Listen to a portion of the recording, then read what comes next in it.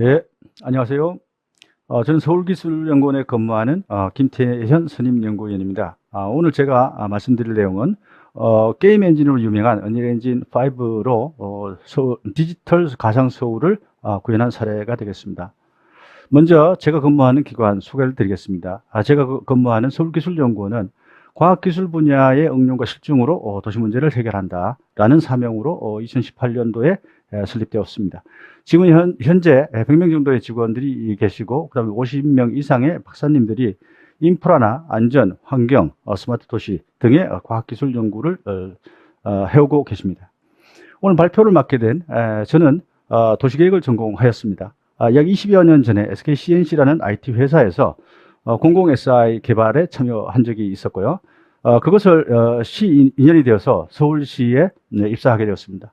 서울시에서는 도시계획 정보 시스템을 구축을 하였고, 그 이후에는 여러 가지 도시공간 정책에 참여를 했습니다. 그다음에 박사학위를 하고 난 다음에는 서울연구원에서 서울에 관한 각종 계획 연구들을 추진하였습니다. 서울기술연구원에서는 4차 산업혁명기술의 어떤 서울시 적용에 관해서 연구를 수행하여 왔습니다. 오늘 말씀드릴 내용은 서울기술연구원에서 확장현실 기술을 활용한 도시계획 시뮬레이션 방안이라는 연구 결과의 일부입니다. 이 중에서 언리얼 엔진과 관련된 기술적 내용에 대해서는 ST로직의 김경석 과장님께서 설명을 드리겠습니다. 우리는 4차 산업혁명 시대에 살고 있다고 합니다. 4차 산업혁명의 기술이 집약된 도시가 스마트 도시다. 스마트 도시는 실제 세계와 그것을 연동을 시킨 디지털 가상 세계, 그것을 인공지능이 자동으로 관리하는 그러한 세상을 상상을 하고 있습니다.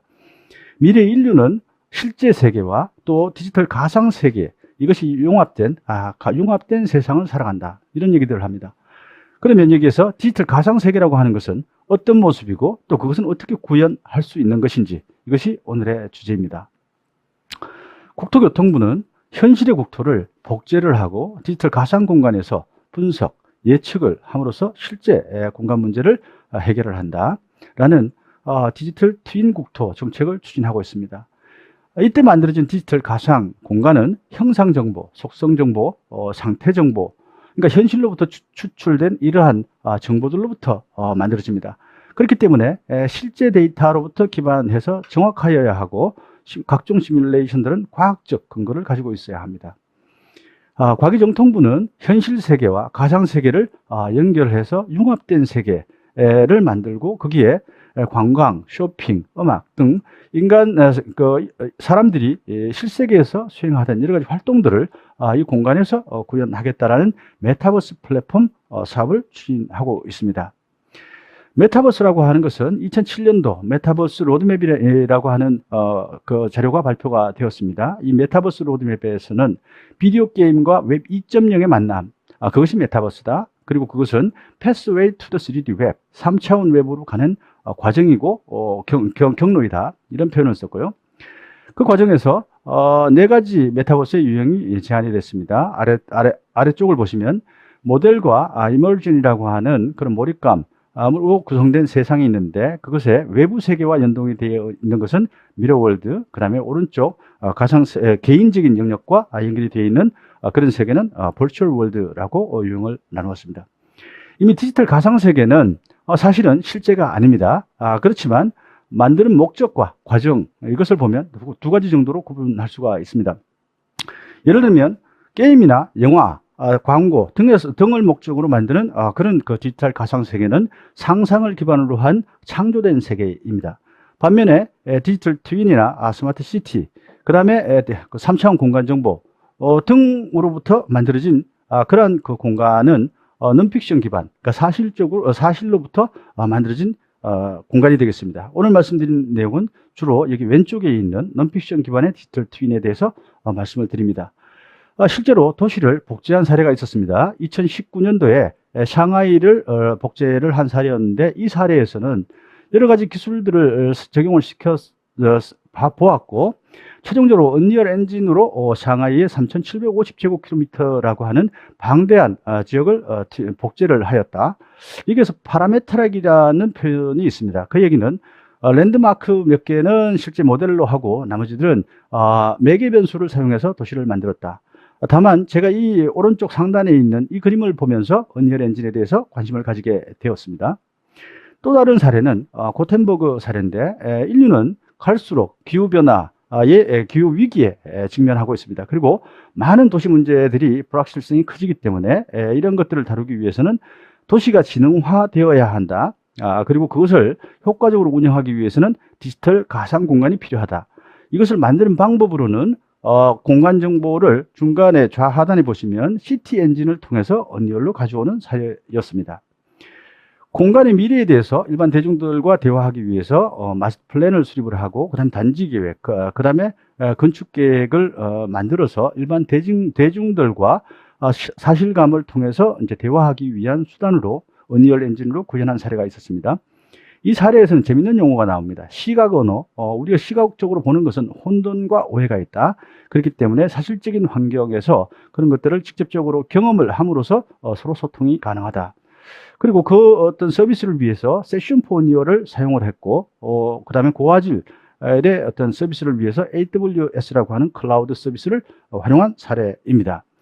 그리고 이 회사는 앞으로 부동산 임대 메타버스를 구현하겠다라는 계획을 가지고 있습니다.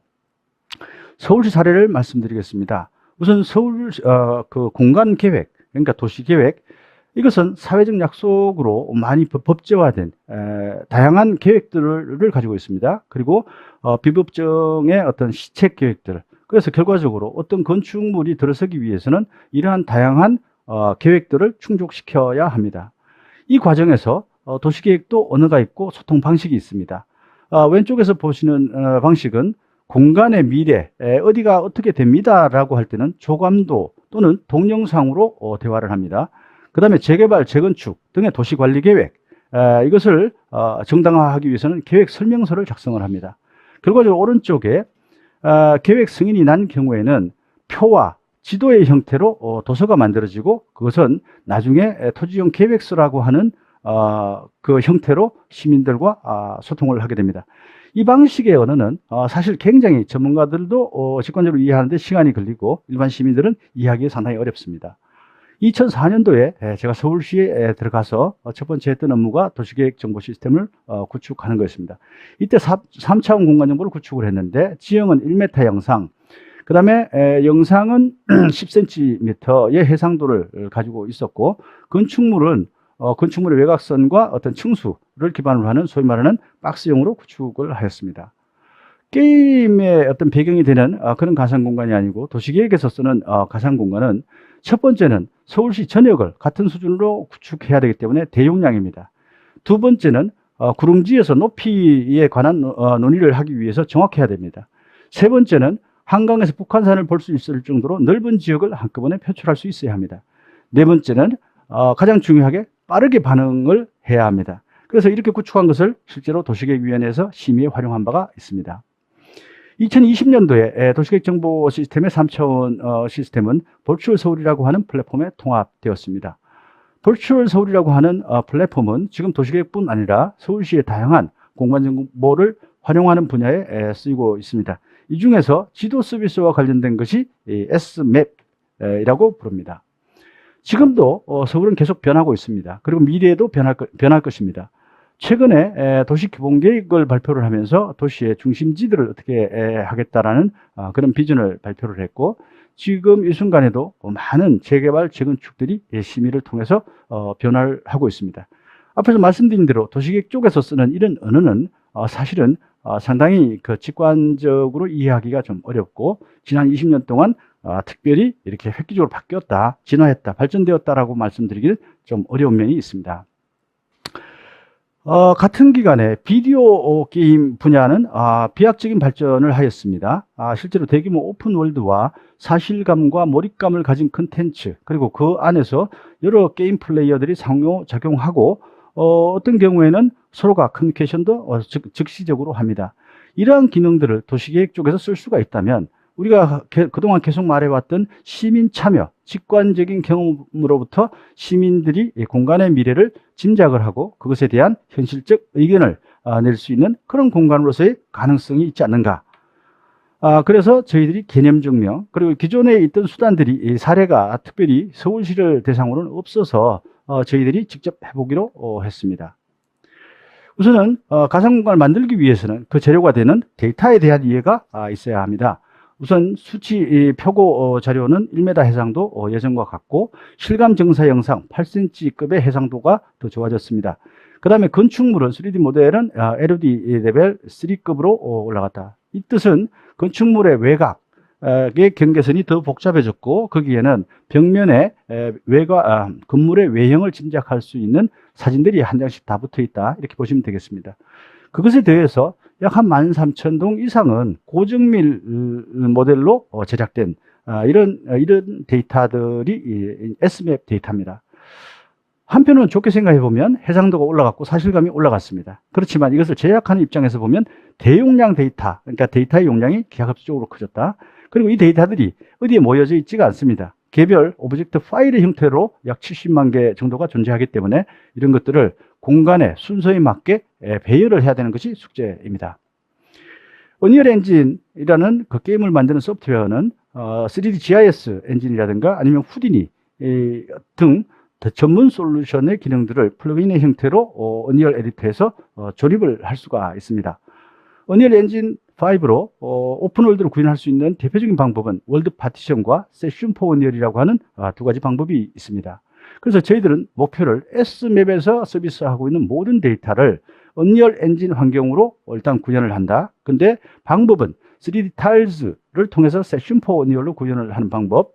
또 두 번째는 언리얼 엔진 5에서 제공하는 순수하게 언리얼 엔진의 기능만으로 가상세계를 구현한다. 이 두 가지를 진행을 하였고 3D 타일즈에 대해서는 헬리오센이라는 회사의 이종훈 대표님께서 도움을 주셨습니다.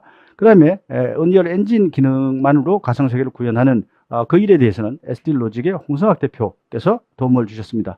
물론 가장 크게는 서울시의 공간정보 담당관 관계자들께서 적극적인 협조를 해주셨습니다. 업무 흐름입니다. 우상단에 있는 S맵은 말씀드린 대로 플러그인과 3D 타일즈 두 계통으로 언리얼 에디터로 들어오고, 좌하단에 있는 지리정보는 파이썬을 통해서 지오판다스로 점선면을 가지고 언리얼 엔진으로 들어왔습니다.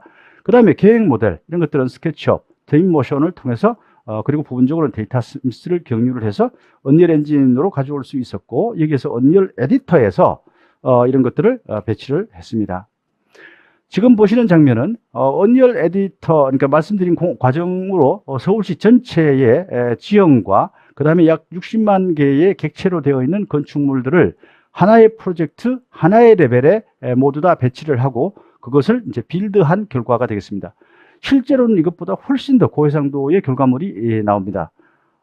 이 방법의 장점은 서울에 어디에서든 끝까지 건축물이 보인다. 즉 어떤 정밀도를 유지를 하고 있다. 그 다음에 대량의 넓은 지역을 표출을 할 수 있다. 그리고 빠르다라는 경험을 하게 되었습니다. 그리고 이 방식의 특징은 빌드를 통해서 언리얼 엔진이 가지고 있는 모든 기능들을 최적화할 수가 있다. 두 번째 방법은 세션 포 언리얼을 활용해 봤습니다. 세션 포 언리얼은 3D 타일즈 데이터가 외부에 존재합니다.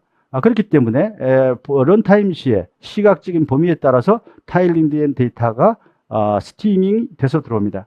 그렇기 때문에 전체 모습을 다 구현할 수는 없습니다. 그리고 많은 건물을 올릴수록 시스템 보안은 커집니다. 다만 장점으로는 어떤 배경 데이터에 대해서 고민할 필요가 없고 자기의 레벨만 관리를 해야 되기 때문에 소규모 프로젝트에 아주 효과적입니다. 그리고 빌드를 통한 최적화를 하지 않더라도 리얼타임 렌더링만으로도 이와 같은 효과를 가질 수가 있었습니다. 지금까지 서울시를 전체를 만드는 것은 상당히 어렵고 시간이 많이 걸리는 일입니다. 그렇지만 전체가 만들어지고 난 이후에는 부분적으로 어떤 국지적인 모델링을 하는 것은 상대적으로 빠르고 쉽다라는 경험을 했습니다. 왼쪽 하단에 있는 것은 저희가 이제 상암에 회사가 있습니다만 거기에 초고층 부지라고 하는 비어있는 토지가 있습니다. 그래서 마켓플레이스에서 건물 예제를 다운받고 제가 임의로 건축물들을 배치를 해봤습니다. 오른쪽 사례는 한강변에 대규모 관람차를 만들겠다는 서울시의 계획이 기억이 나서 인터넷에서 무료 사이트에서 관람차를 내려받아서 배치를 해보았습니다. 배치를 하고 플레이를 누르면 이와 같은 장면이 연출이 됩니다. 왼쪽 같은 경우에는 이제 동영상으로 보이시겠지만 실제 여기에는 사람의 모습 또는 카메라가 여기저기 다닐 수가 있고요. 오른쪽 같은 경우에는 고해상도의 스크린샷을 촬영을 할 수가 있습니다. 무엇보다 중요한 것은 이것이 이미지와 동영상 수준이 아니고 뒤에서 설명드리겠습니다만 직접적인 경험을 하는 그런 효과가 있다. 이번 사례는 BIM에 대해서 많은 분들이 관심이 있습니다. 제가 관심이 있는 것은 도시 규모에서 하는 BIM입니다. 개별 건축물의 BIM들이 다 모여진 그런 집합적인 도시 규모에서 BIM이 작동이 될 것인가. 이렇게 해봤을 때 지금 보시는 사례는 고척, 야구장을 층별로 분할을 하고 지금 여기에는 특별한 정보가 안 들어가 있습니다만 많은 정보들을 구조할 가능성이 있다고 봤습니다. 지금 보시는 장면은 전파의 강도를 표시한 것입니다. 사람한테는 산소가 중요합니다. 그런데 기기들끼리 소통을 하기 위해서는 전파가 중요합니다. 지금까지는 지상에 있는 사람들의 휴대폰 소통을 위해서 전파를 관리를 했다면 앞으로 미래에는 드론과 UAM 등 공중에 떠 있는 기기들을 위해서 공중의 전파 관리가 중요합니다. 눈에 보이지 않는 전파를 가시화하고 그리고 건축물로부터 반사된 그 결과들 그런 것들을 시뮬레이션을 할 수 있는 가능성을 보았습니다. 지금 보시는 장면은 제가 상당히 관심이 있던 영역입니다. 뭐냐면 도시의 주인은 사람입니다. 그래서 사람들이 어떠한 경험을 하는지 그 행태에 관해서 상당히 오래전부터 연구를 해왔습니다. 왼쪽은 상암 DMC 지하철역에 여기에 이제 캐릭터 저건 키가 180 정도 되는 사람을 대리하는 그런 그 캐릭터라고 보시면 되고 그 공간에서 느끼는 공간감을 볼 수가 있고 오른쪽 사례는 매스 AI 크라우드 예제를 다운받아서 승강장에 사람들을 메타휴먼들을 배치한 결과입니다. 그래서 이것을 해보면 사람들의 밀도와 그 다음에 공간의 배치에 따라서 보행자의 흐름이 어떻게 바뀔 것인지를 알 수가 있습니다. 그래서 이것은 보행자의 혼잡도 시뮬레이션 또는 응급 상황에서 사람들의 탈출 이런 것들을 시뮬레이션 할 수가 있습니다. 지금까지는 실용적 목적으로 어떻게 활용할 수 있는지를 사례를 보여드렸습니다.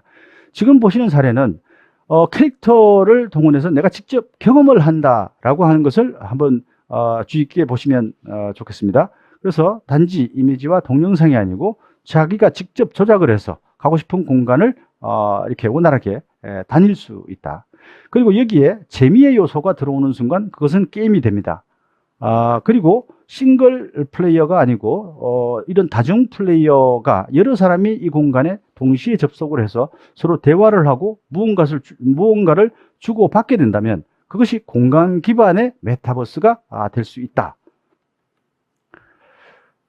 지금까지 말씀드린 내용을 한번 정리를 해보면 미래에는 스마트 시티를 위해서 또는 경험의 세계인 메타버스를 위해서라도 디지털 가상 공간이라는 것이 필요합니다. 그것을 제작하는 도구로서 그동안은 게임의 목적으로만 사용하였던 이 언리얼 엔진이 이러한 실제 세계와 연동되는 그런 공간을 구성하는 데도 상당히 효과적이었고 더더욱 지금 보신 것은 아주 이렇게 단순한 그야말로 재료에 대해서만 보여드린 것이고 여러 가지 기능 구현을 하지 않은 상태입니다. 그래서 앞으로 상당한 이 언리얼 엔진의 기능들을 더 보강을 한다면 상당한 확장성까지 기대를 할 수가 있습니다. 지금부터는 언리얼 엔진의 기술적 부분에 대해서 ST로직의 김경석 과장께서 설명을 해드리겠습니다. 안녕하세요. ST로직의 김경석 과장입니다. 이번에 서울 도시를 구축하면서 겪었던 일들과 접했던 기술들을 개발 시간 순서대로 말씀드리겠습니다. 설명에 앞서 저희 회사 및 저에 대한 소개를 간단히 드리자면 저희 ST로직은 GIS 핵심 기술을 바탕으로 SKT, 한전 등의 공간 빅데이터 플랫폼, GPU DB 대시보드, GIS 솔루션의 개발 및 공급하고 있으며 게임 엔진을 기반으로 한 디지털 트윈 구축 기술을 확보하여 통신과 전력 분야의 다양한 솔루션을 공급하고 있습니다. 현재 저는 저희 회사의 독보적인 GIS 관련 핵심 기술을 3D화하는 작업에 앞장서고 있습니다. 이번 프로젝트는 서울 디지털 트윈을 구축하기 위한 기반을 마련하는 것에서부터 시작하였습니다. 서울시로부터 받은 S맵 데이터를 토대로 얼리얼 엔진 기반의 디지털 트윈 구현이 요구되었습니다. 저는 이번 프로젝트를 시작하면서 기술적인 목표를 이렇게 잡았습니다. 핵심은 건물, 교량, 지형을 한 번에 렌더링하는 것이었습니다. 지금까지 서울을 보여주는 프로그램 중에 어떤 것도 서울 전체를 한 번에 보여주는 프로그램이 없었습니다. 저는 아무리 카메라가 멀리 있어도 서울 전체를 건물 하나하나 모두 숨김없이 보여주고 싶었습니다. 이를 통해 시각적인 부분에서 다른 엔진과 차별화를 두고 싶었습니다. 여기에 초점을 두고 개발을 시작했습니다. 서울 전체를 한 번에 렌더링할 수 있는 방법을 고민하다가 개발 시작할 당시에 막 나왔던 얼리얼 엔진 5 얼리 액세스에 있던 월드 파티션을 적용하기로 했습니다.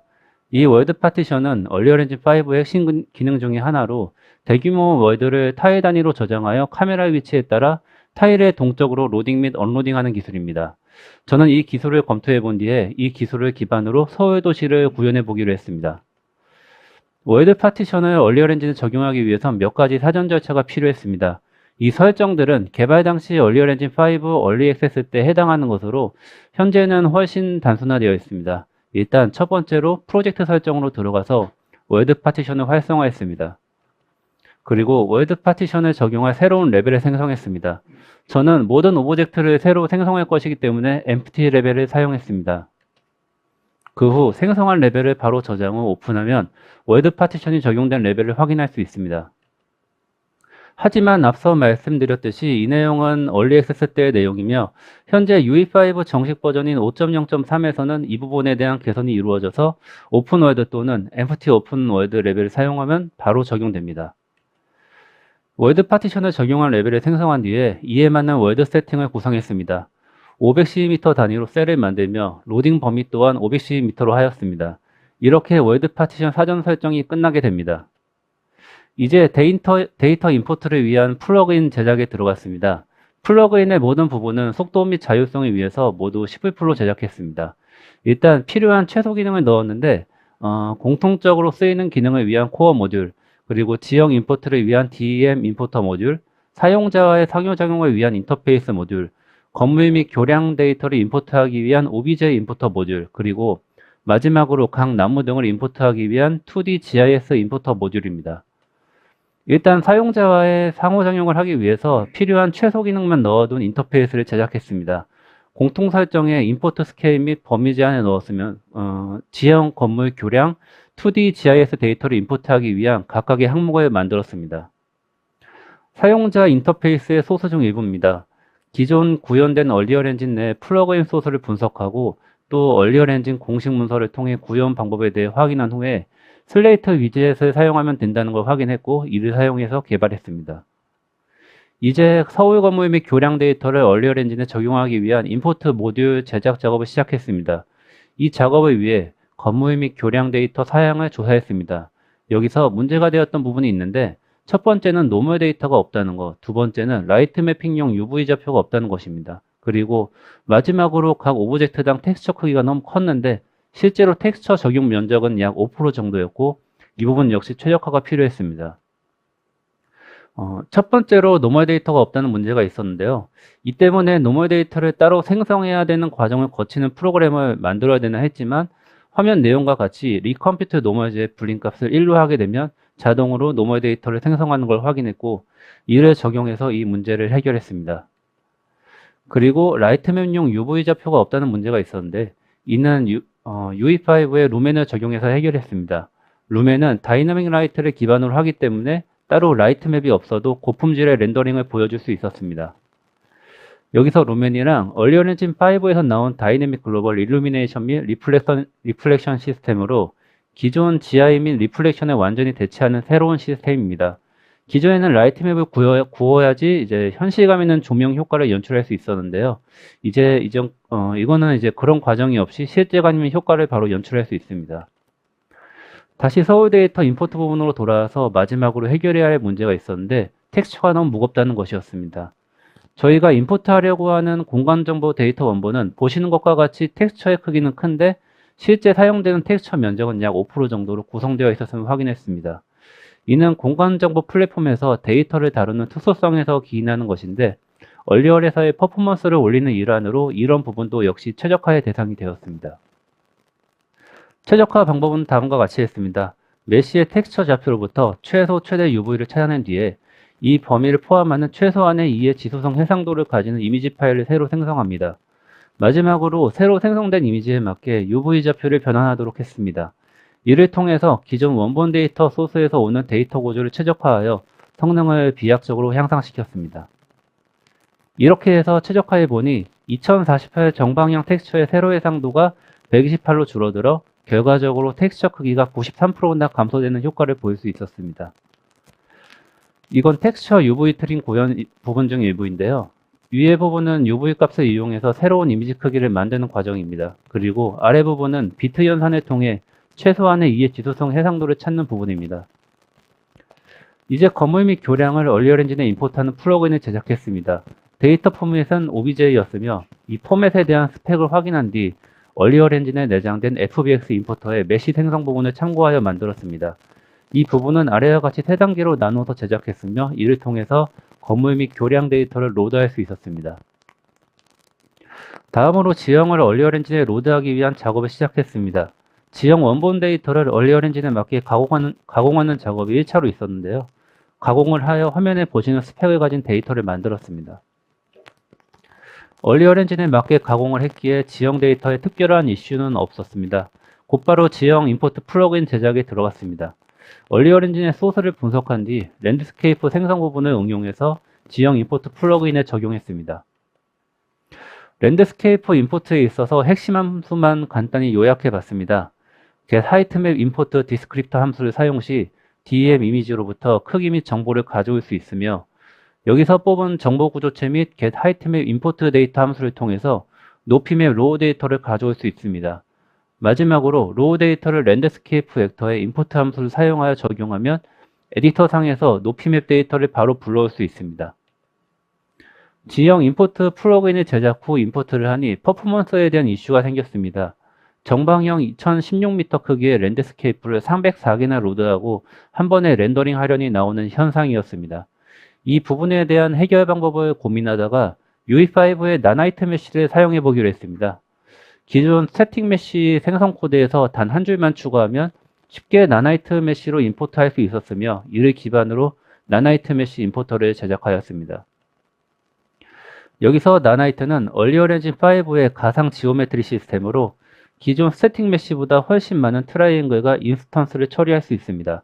또한 프레임이 폴리곤 수, 드로콜, 메쉬 메모리 사용에 의해 제한되지 않으며 노멀 맵 텍스처를 따로 생성할 필요가 없습니다. 또한 LOD에 따른 메쉬를 추가 생성할 필요도 없습니다.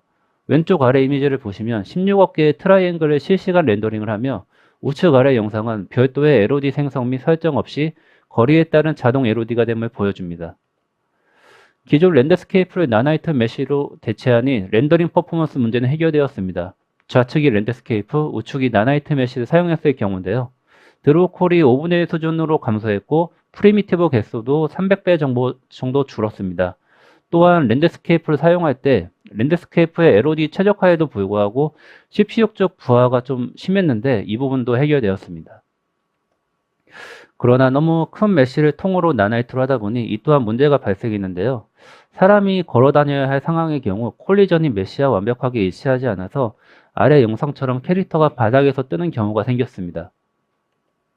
이에 카메라 위치 및 주변은 랜드스케이프, 그리고 멀리 있는 부분은 나나이트 메쉬로 지형을 런타임 시 바꾸는 걸로 다시 제작을 했으며 이에 따라 이를 관리하는 랜드스케이프 매니저를 제작하였습니다.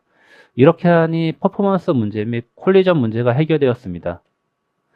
그러나 이 부분은 얼리얼 엔진 5 프리뷰 1 버전으로 오면서 제가 구현한 것 이상으로 깔끔하게 구현이 되어서 제가 만들어 놓은 것은 쓸 필요가 없어졌습니다.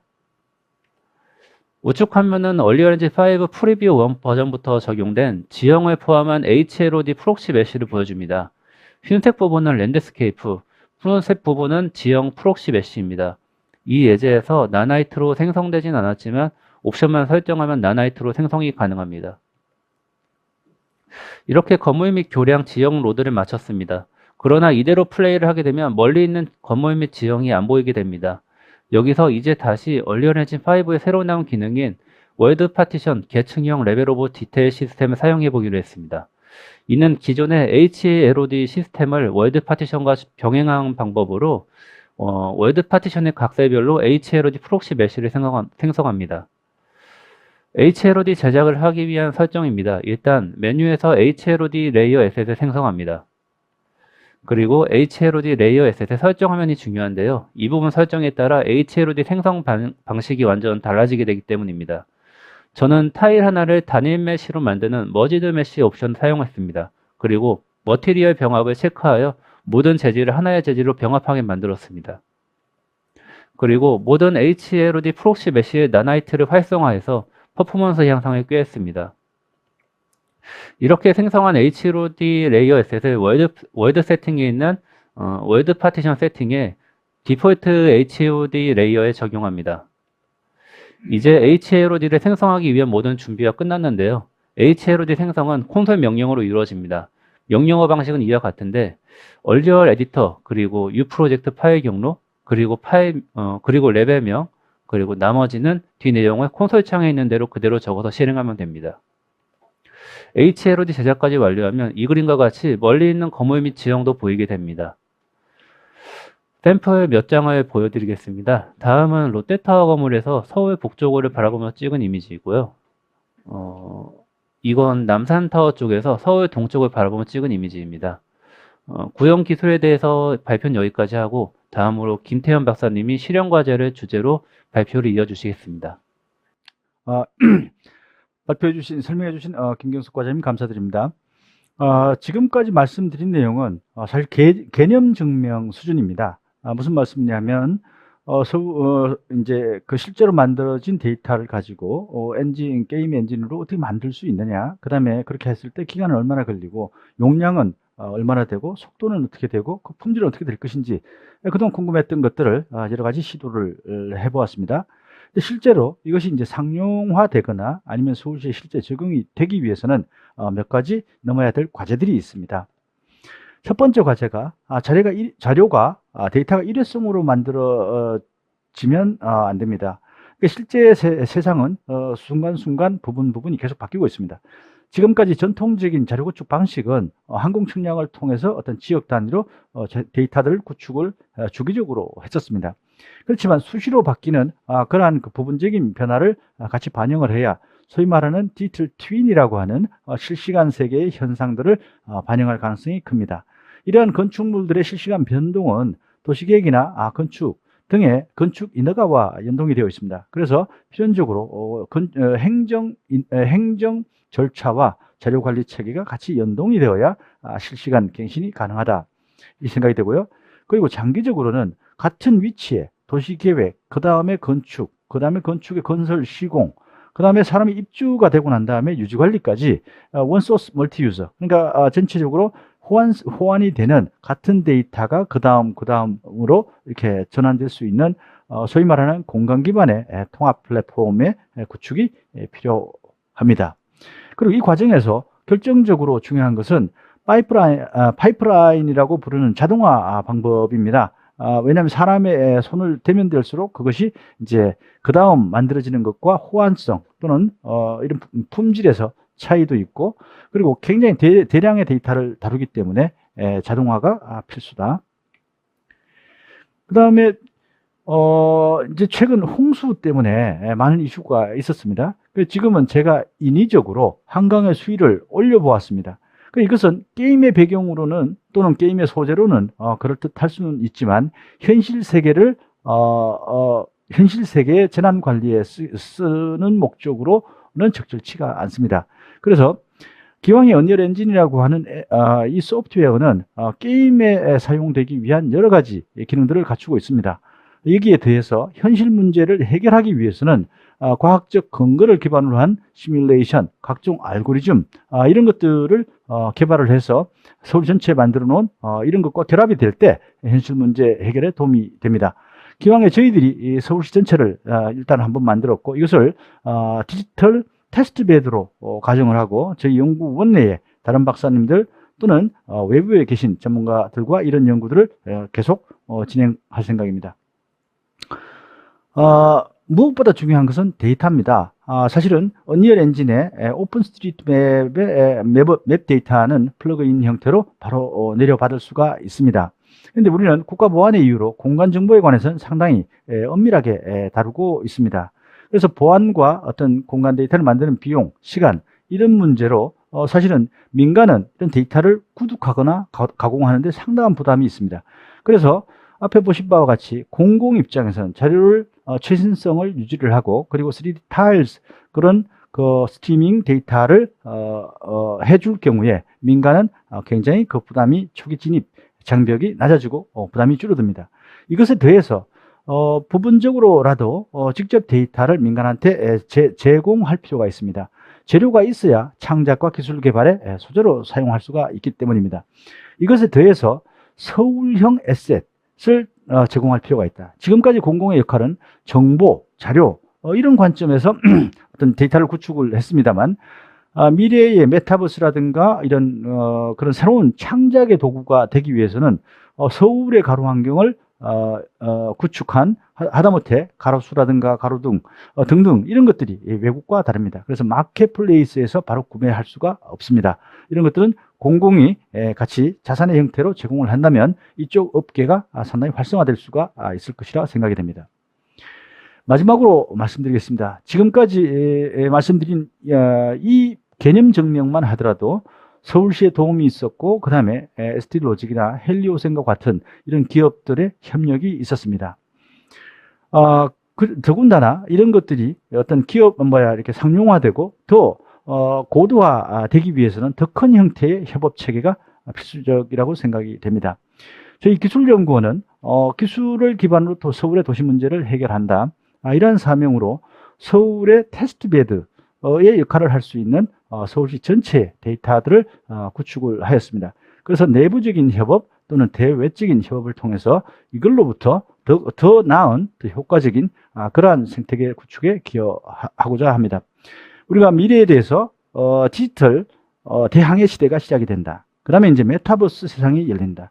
이런 것에 대해서 전체적으로 부정을 하진 않습니다. 그렇지만 한 번도 겪어보지 못했던 미래에 대해서 그것을 창조하기 위해서는 개인보다는 집단, 그리고 그 집단이 다양한 집단들이 모여서 이것을 협력을 할 때 그러한 신세계 창조가 효과적일 것이라고 생각이 됩니다.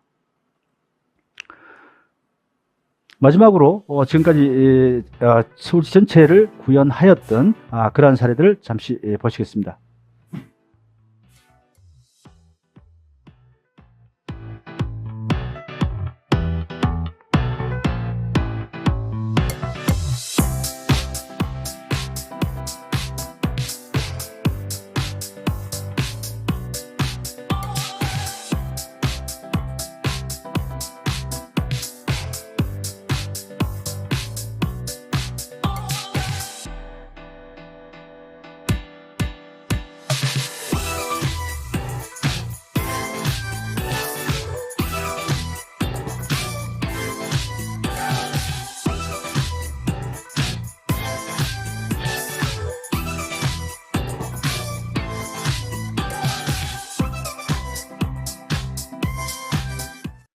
이상으로 발표를 마치고 질의응답 시간을 갖도록 하겠습니다. 이상 발표를 드린 서울기술연구원의 김태현 선임연구위원, 그 다음에 ST로직의 김경석 과장이었습니다. 감사합니다.